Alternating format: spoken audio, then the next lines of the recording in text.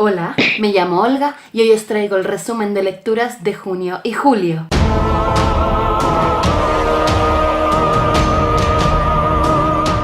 Siempre os digo que publico todos los martes, pero últimamente estoy publicando los miércoles porque este verano tengo un proyecto que me hace entregar todos los lunes, entonces luego yo ya no quiero ver el ordenador ni en pintura. Por ahora en verano voy a seguir publicando los miércoles, pero yo creo que cuando termine volveré de nuevo a los martes. Os he repetido 500.000 veces que he tenido unos meses de mucho trabajo, así que tampoco han sido mis mejores meses de lectura en cuanto a cantidad, pero en cuanto a calidad estoy muy contenta. He leído un total de 6 libros, os dejo por aquí mi gráfica. Recordad que puntúa del 1 al 10, donde un 4 es un aprobado. El hielo de mis venas de Mike Lightwood. Esta es la secuela de El fuego en el que ardo. Nos cuenta la historia de Darío, un personaje con un montón de problemas, que ya salía en el fuego, que no se quiere a sí mismo, que se odia y que tiene que luchar contra sus demonios internos. Su gran apoyo es su abuela y también su perrito. Y no os quiero contar más porque en realidad no creo que haga falta. Entre otras cosas porque no quiero spoilearos nada de El fuego en el que ardo. Es un libro que me ha gustado y le he puesto un 7,5. Me ha gustado mucho la estructuración de la historia. Tenemos el tiempo presente, esa es la primera parte. La segunda parte nos cuenta la historia en pasado y luego volvemos a el tiempo presente. En las 3 distintas líneas temporales nos muestra un Darío muy distinto y de esa manera se ve mucho más fácilmente la evolución que va teniendo el personaje, y eso la verdad es que me ha gustado muchísimo. El estilo del autor es un estilo directo, es cercano, que hace que la lectura sea más amena. Sí es cierto que si lo tuviera que comparar con El fuego en el que ardo, esta historia es más lenta, pero simplemente por el tipo de historia que es. Esta cuenta más una trama externa, cosas que pasan aparte de los demonios internos que pueda tener Oscar. Se enfrenta a muchos demonios externos, pero en este caso Darío son muchos más demonios internos. Entonces esta historia es bastante más ligera, digamos, más llevadera, se devora mucho más rápido. Esta es un poco más lenta y por ello diría yo que El fuego en el que ardo me ha gustado un poquito más que El hielo de mis venas. Sin embargo, creo que El hielo de mis venas es un complemento ideal para El fuego en el que ardo. Os lo recomiendo muchísimo, El hielo de mis venas, pero habiendo leído primero El fuego en el que ardo, que sé que técnicamente no es necesario, pero creo que leyéndote este primero te harías spoiler, porque creo que el personaje de Darío se va descubriendo de una manera en este libro y luego lo descubres de otra en este. El autor, Mike, tiene un proyecto de en un futuro sacar otro libro basado en este mundo con otro personaje, y además Mike ha anunciado que antes de que finalice este año va a sacar otro nuevo libro, y la verdad es que estoy deseando leérmelo porque espero que sea no contemporáneo, sino que sea, pues no sé si fantástico, con ciencia ficción o con algo así. Una habitación propia de Virginia Woolf es otro de los libros que me he leído en el mes de junio. Este es un ensayo que le pidieron hacer a Virginia sobre la mujer y la literatura. Mientras estaba haciendo ese ensayo se dio cuenta de que no podía hablar de la mujer y la literatura sin hablar del papel de la mujer en general en la sociedad. Creo que es un ensayo maravilloso para alguien que esté interesado en el feminismo. Pienso que es uno de esos importantes que hay que leerse. No creo que sea un libro para leerte echado en la cama casi a punto de dormirte, ¿no? Sino tienes que estar un poco más despierto. Me encanta cómo dice las cosas, pero de una manera irónica, a veces con metáforas. Se imagina ella si Shakespeare hubiera tenido una hermana que tuviera tanto talento como él, si hubiera llegado a tener todo el éxito que tuvo Shakespeare. Spoiler alert, no. Y me ha parecido muy interesante, pero lo más importante, quizás por lo que este libro se llama Una habitación propia, habla de un poco la necesidad de la mujer de tener su espacio, su libertad, su dinero para poder escribir, que a lo mejor son ciertas circunstancias que para las mujeres ha sido más difícil tener a su favor. Os recomiendo muchísimo esta lectura. También os voy a recomendar el vídeo que hizo Libros de María Antonieta sobre Virginia Woolf, que te habla de este libro, te habla de la supuesta bipolaridad de la autora. Yo creo que una de las cosas que más me impactan, este libro fue publicado en 1929 y cómo hay cosas que leo que son problemas actuales. Está esta típica gente que te dice, no, porque las feministas de hoy en día, las de antes sí que luchaban por cosas reales. Al final tú lees este libro y te das cuenta de que los problemas y de lo que habla ella es exactamente los problemas con los que nos encontramos hoy. A este ensayo le he puesto un 8,5. A principios de julio me terminé de leer El color púrpura de Alice Walker, que ganó el premio Pulitzer en 1983. Y además Steven Spielberg sacó una película protagonizada por Whoopi Goldberg que aún no he visto y la verdad es que quiero ver, pero coincide todo el mundo en que es una gran película, una gran adaptación de este libro. Es una novela epistolar, esto quiere decir que está escrito a través de cartas de la protagonista que le escribe a Dios. Es una novela que me ha llegado mucho al corazón, que me ha hecho sufrir sufrir que me ha hecho pensar. El color púrpura nos cuenta la historia de Sally, una mujer negra que vive al sur de los Estados Unidos a principios del siglo XX. Vemos cómo todas las mujeres negras en esta época están oprimidas tanto por el racismo como por el patriarcado negro, de humillaciones, de vejaciones, de maltratos. Esta es la situación en la que se encontraban muchas mujeres entonces. Vemos a otras mujeres que aparecen en la historia como Shug, que es una cantante a la que miran mal por ser cantante, por beber, por fumar. Nos habla de sororidad, tiene un mensaje antirracista, nos habla de amistad, de amor, de esperanza, de futuro, de fe, de vivir. Tiene personajes LGTBI, que por lo visto cuando vi el vídeo en el que María Antonieta hizo la reseña de El color púrpura, que os lo recomiendo muchísimo, solo si habéis leído el libro porque ella entra en spoilers, por lo visto había gente que dudaba que se produjera una relación aquí lésbica, y para mí la hay, o sea, no, para mí no hay duda ninguna. También hay gente que por lo visto decía que Sally era una persona débil, cosa que yo no estoy de acuerdo para nada. O sea, a mí me pasa la mitad de las cosas que le pasan a ella y yo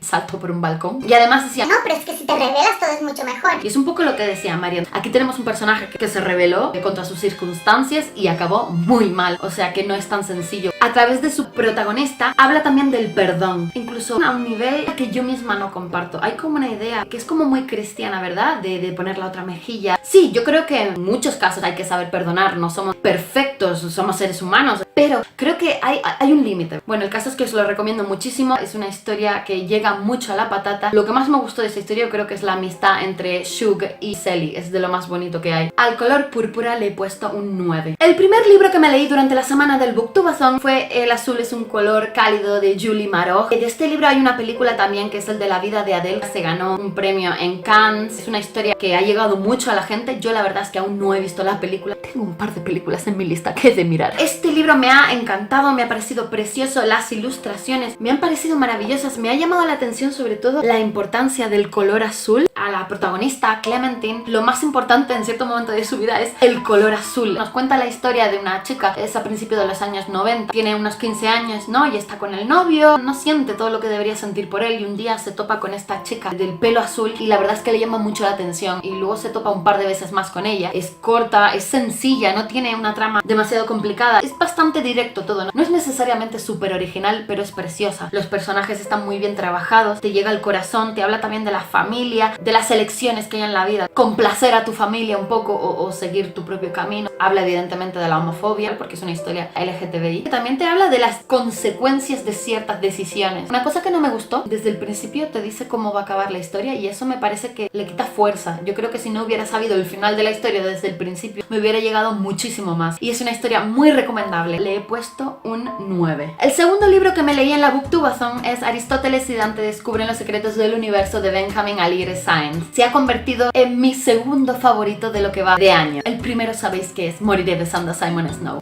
Curioso que los dos libros sean LGTBI, con énfasis en la G. Hay mucha gente que no ha dicho en sus reseñas que es un libro LGTBI porque lo consideraban spoiler, y puedo entender por qué lo consideran spoiler, porque es verdad que esa parte llega ya de mitad al final del libro, pero es que creo que es importante decirlo porque las historias LGTBI aún no están visibilizadas, no es tan a menudo que vemos estos personajes como protagonistas en historias. Por eso yo creo que es importante decirlo. En parte es el motivo por el que quería leer este libro, porque quiero leer más libros con personajes diversos. Nos cuenta la historia de Ari y Dante, sobre todo la historia de Ari, porque vemos todos desde su punto de vista. Es un adolescente así enfadado un poco con la vida, así un huraño, que no entiende cosas, tiene un hermano en la cárcel y no sabe por qué sus padres nunca le han hablado de él. Es un chico sin amigos, hasta que un día está en la piscina, está intentando aprender a nadar y conoce a Dante, que se ofrece a ayudarle, y desde ahí se forma una amistad súper bonita. No es solo la relación entre ellos dos, es la relación que tienen ellos con su familia. Es absolutamente maravillosa, que esta historia muy fácilmente podrías poner a la familia en contra, sobre todo teniendo en cuenta que los hechos que se suceden aquí, en el sur de Estados Unidos, es a principios de los 80, entonces es una época bastante menos tolerante que ahora. Bueno, con los actos nazis que ha habido últimamente en el sur de Estados Unidos, no sé ahora. Pero no, tienen familias que los apoyan, que los quieren, es una delicia. Hay muchísima gente a la que este libro le ha decepcionado, porque hay gente que dice que es una trama lenta, que no pasa nada.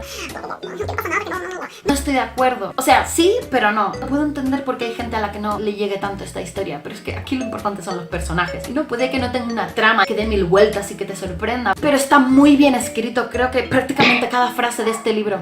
Gracias, Rufo. Los diálogos son maravillosos y además son personajes muy creíbles. No son personajes perfectos, tienen fallas, se equivocan. Y es una historia que está para mí perfectamente hecha. Te mete directamente en este mundo. Además, hay otros problemas también que aborda este libro, que son la identidad, porque son personajes que sí que en teoría tienen raíces latinas, pero viven en Estados Unidos. No se sienten ni mexicanos ni estadounidenses. Si podéis leer en inglés, leedlo en inglés, porque tiene frases en español, por eso, porque están en una familia latina. También os recomiendo muchísimo el audiolibro. Parte de este libro lo escuché en audiolibro, narrado por Lin-Manuel Miranda, el que escribió y dirigió y demás el musical Hamilton, y hace un trabajo increíble, así que os lo recomiendo mucho. Tiene un inglés muy cercano. A este libro le he puesto un 10. El último libro que escuché realmente durante la Booktubathon, no lo empecé durante la Booktubathon, lo empecé antes, pero luego lo terminé ya en el último día de la Booktubathon. La heredera,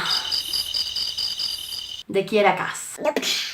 No os lo recomiendo para nada, sinceramente no me ha gustado el libro, me ha parecido un despropósito. Si es que os dije en su momento que os recomendaba la trilogía como mero entretenimiento, que era comida basura, que no estaba especialmente bien escrita, pero que entretenía mucho. En este caso tiene todos los fallos que podía tener la trilogía de la selección, pero sin enganchar. Los diálogos es la cosa más horrible que he visto yo en mi vida. Había momentos en los que quería vomitar arcoíris. Que nos cuenta la historia de Adeline 20 años después de que se produzcan los hechos de la selección, y ahora es el centro de la selección y se eligen a 20 y pico chicos de todo el reino para elegir a su futuro marido y que la acompañará gobernando el reino, ¿no? Porque ya va a ser la futura reina. Los personajes es que me parecía lo más cursi. Yo ponía los ojos en blancos cada 2x3. La historia estaba mal escrita.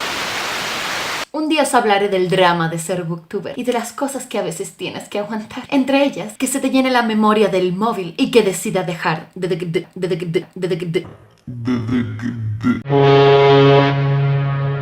de grabarte. Ahora, claro, lo he pasado todo al ordenador y no me acuerdo de lo que estaba hablando. Sé que estaba hablando de la heredera, que os estaba diciendo lo muy poco que me estaba gustando, pero ya no sé qué he dicho, ni qué no he dicho, ni sé nada de nada. Habrá cambiado el plano, habrá cambiado, pues yo que sé, habrán cambiado cosas. No puedo hacer más, chicos. Que no leáis la heredera, que si habéis leído la trilogía, no os hagáis eso. Sinceramente tengo curiosidad por saber el final, porque como siempre, Kiera Cass deja siempre finales abiertos. Si yo tengo una queja de la trilogía de la selección, es que perfectamente podría ser un libro. Le quitas relleno de aquí y de allá y es un libro y ya está. No tienes que hacer una trilogía. Lo mismo con este. Termina y tú no sabes con quién se queda. La princesa Adeline. Así que lo que haré, pues no sé, si quiero pasar por la tortura de leer otro libro o escucharlo. Se llama La Corona. Creo que no quiero pasar por esa tortura y directamente me iré a alguna página de Wikipedia, me spoilearé el final y así pues por curiosidad. Yo creo que sé perfectamente con quién va a acabar la princesa. Hay un personaje que se llama Erin, que es como, bueno, le dicen traductor, ¿no? Translator, pero es intérprete. A ver, niños, lección de traducción e interpretación. Traductor es el que escribe, intérprete es el que traduce, pero de manera hablada. Eso se llama interpretar. Yo creo que la princesa se va a quedar con ese. Si habéis leído el libro, pues me diréis. Bueno, no me digáis nada que hacéis spoilers. Estoy tonta yo. No hagáis spoilers. Uy, me estoy yendo por la rama. Esto es todo, espero que os haya gustado este wrap up, que no sé por qué lo llamamos wrap up, teniendo resumen de lecturas en español. Dadle like, suscribíos, compartid, decidme qué libros habéis leído este último mes. Recordad que podéis seguirme en mis redes sociales, los dejo en la cajita de la descripción. ¡Adiós!